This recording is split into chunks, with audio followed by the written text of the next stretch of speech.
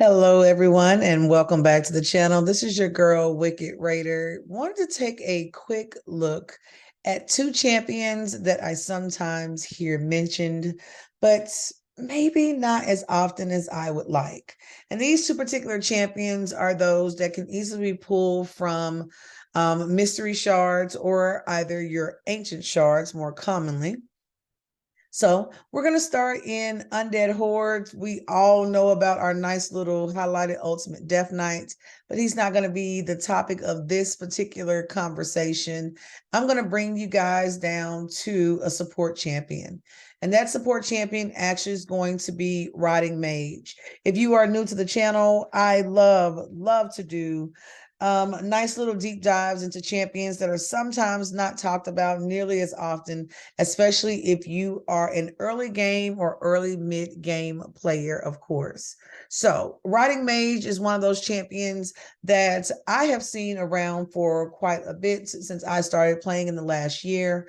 The overall reviews for this champion kind of show how supportive this guy can be. But for some reason, I don't think Rodden Mage receives the respect that he should. Now, aesthetically speaking, I kind of like how my boy is looking here. Pretty nice, I must say, and has a kit that is not meant to be slept on.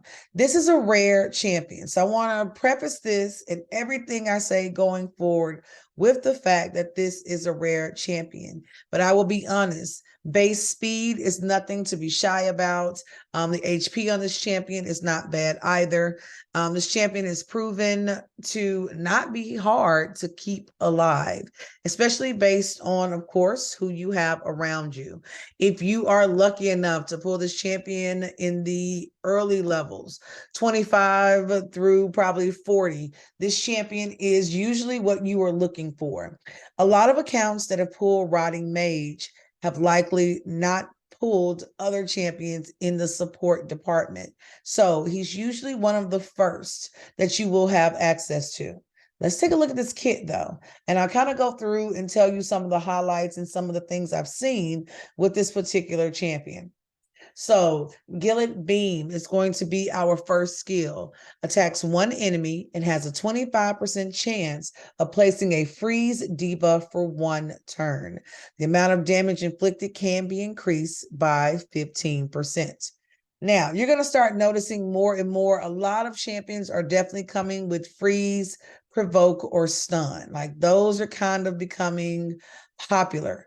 You're also going to notice, depending on the direction your account is currently going, it's sometimes hard to find other champions that can benefit from this particular skill, especially early on. We tend to shy away from those kind of champions. I know I did for the longest. Now, if you look at Frost Armaments, and that sounds pretty good, places a 25% increase attack buff on all allies for 2 turns.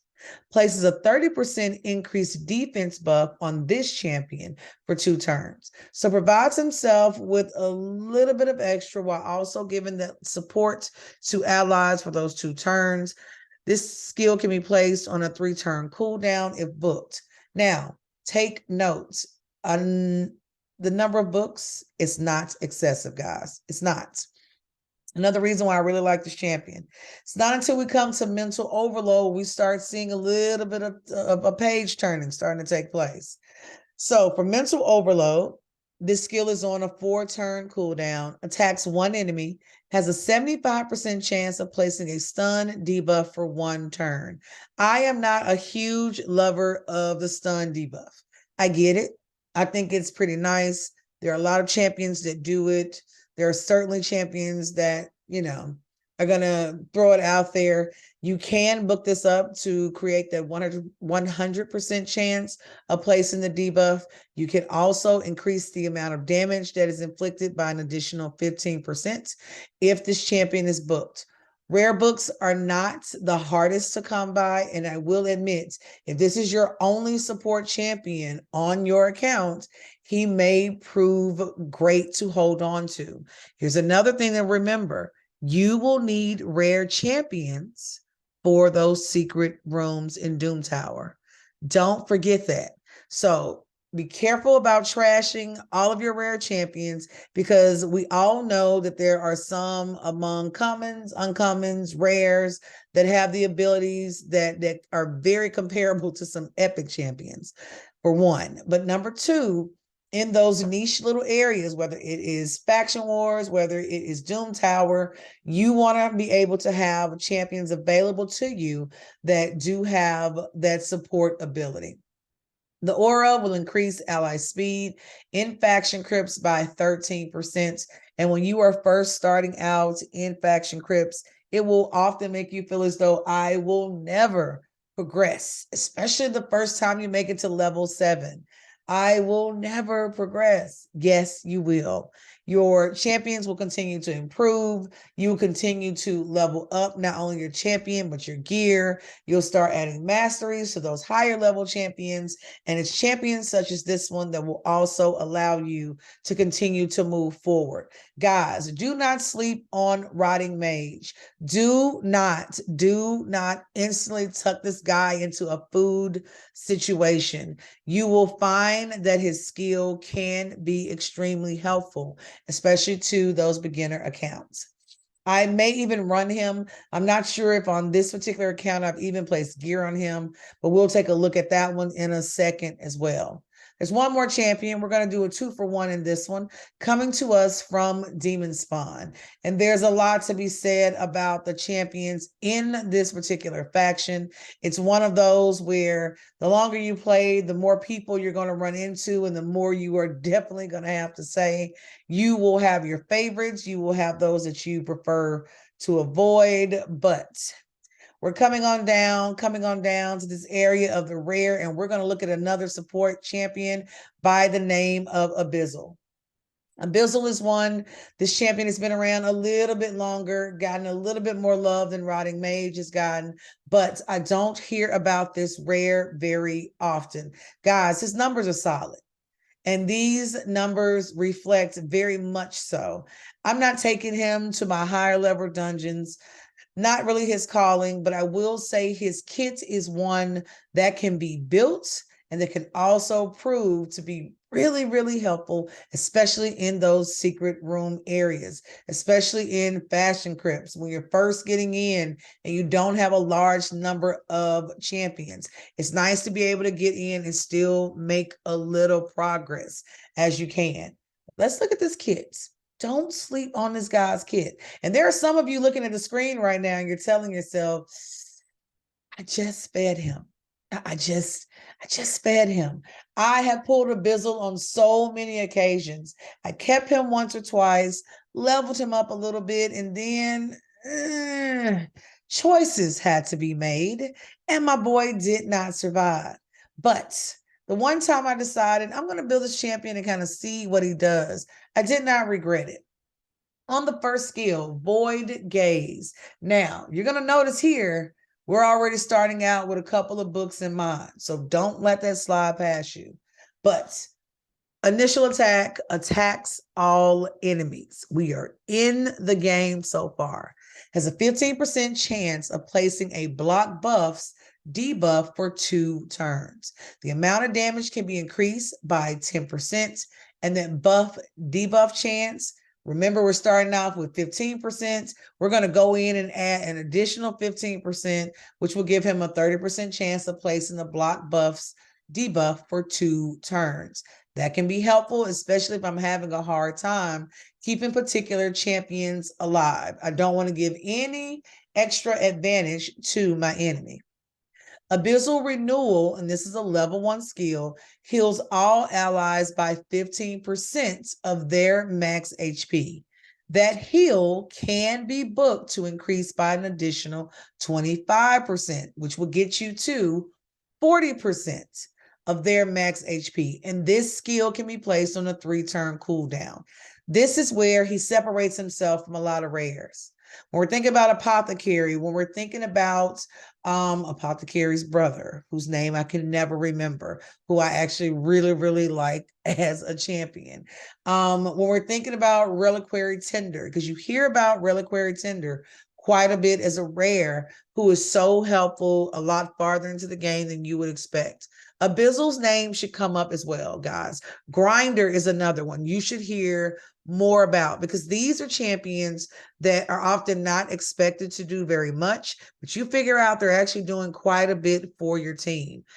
Healing all allies by the additional 40% of their max HP. If you have built your champions well and this is hitting on a 3-turn cooldown, this can be a team saver, especially in those battles where you're really close. You're like 1 or 2 hits, 1 or 2 attacks from your enemy from being victorious. You can always get that health meter down, but you just don't have enough left in the tank. This is going to be the champion that will push you that extra step. He's going to come back in with his 3rd skill, which can be booked and placed on a 4-turn cooldown. Wards of Madness places a 30% increased defense buff and a 25% increased attack buff on all allies for 2 turns. It is the fact that not only will I come in with the heal for that 40% of your max, I'm going to come in and have the chance of placing that increased defense. I'm going to have a small chance of placing that increased attack. 4-turn cooldown. And if you think about it, you are looking at 5 books on this first skill. We are now up to 9 books. We're going to finish out with 11 books total, which is pretty standard for a lot of your rare champions. A lot of your rare champions. And rare skill tomes are those that you're going to stop and ask yourself, which champion, not only am I going to use the most, but which of my champions can I use in the broadest scope? Who can I use not only in campaign, but dungeons, Doom Tower? Who can I use in faction crypts? Who can I use? You want to be able to pick those champions and build them first. This will not always include your favorite champions. Sometimes a champion, you just like them because you like them. They're probably not the strongest. They're not the best champions. Guys, we've all been there. But there are some champions that have that utility that you're expressly looking for. And that's what you want. And my boy comes with an aura. What more could you ask? He's a rare, y'all. He's a rare. Increases ally speed and faction crypts by 16%. For a rare champion, Abyssal is a little baby smack. He is not hard to place gear on. He's not hard to kind of work and rework within a team. Guys, he is surrounded by amazing company. I don't hear on my end the praises for Demon Spawn. Ugh, it's just not there. Guys, really. Diabolus, we already know. If you get her, you're going to build her. You are going to max out those skills. You're going to make it happen. My girl is easy to acquire and so helpful at so many points of the game. That is a rare instantly that I have 6-starred and will continue to encourage others to take her at least to a 5-star, because girl hits and she is so useful in those rare rooms. Marquez is another one. Cannot sleep on this particular champion. Do not sleep on her. More than worth the worry, more than worth the energy. Valspun is another one, is an uncommon champion that has very niche purposes. She is so good in so many different areas, guys. And I want to check. I am pretty sure I've done a guide on her as well. One of those champions that we know is there. And no, I do not have a full guide on her. She's going to hit my list. Valspun is another one. Don't sleep on that uncommon, because as an uncommon, she slides in and she can do a little something. That is appreciated. Even in this area, Magnar is another one. Allure is another one. Achak the Wanderer is, of course, one. Even Gorless. My girl Dur. Dur is still my top support, and probably will always in my heart and in my mind, even though she's going to be replaced in areas. Dur the Hunger is one of my top 5 champions in the game. I just absolutely love her for the utility and the purpose. in it, in it. I mean, there are so many champions. There are champions I would love to acquire. There are champions that I'm always looking for. I am steadily pulling fragments to, but gosh, don't skip your rares. I am so off target, but I just had to come in and mention those two champions in particular. It's always interesting. It's always a roll of the dice to kind of decide which rare champion should I invest in, which one should I walk away from. But of course, if you're looking at Rotting Mage and you're taking a look at Abyssal, between the two, Abyssal is going to come out on my top end. Rotting Mage is going to be right behind him. Two rare support champions. If you are holding over and waiting to pull an epic that is a better support, a better reviver, then those two champions can certainly fill in the gap and stand in the place and give your team a little extra oomph. As always, if you have not joined the clan, we've got a couple of slots still available. So 22WK is the easiest way to find us. Always searching for those members that are nice and active. The clan did so well in the most recent CBC. And so we're only building and moving up from here. We'd love to hear from you guys if there is a particular champion guide that you would like to see here on the channel, or if there's a topic you want me to dive a little bit deeper in. I've always been extremely transparent when it comes to gearing particular champions. I don't mind showing you my gear, so perhaps you guys can go in and critique what I have going. It's not my strongest area, but definitely one I'm willing to dive in and do a little bit more work. So, hey, you just let me know what you would like to see.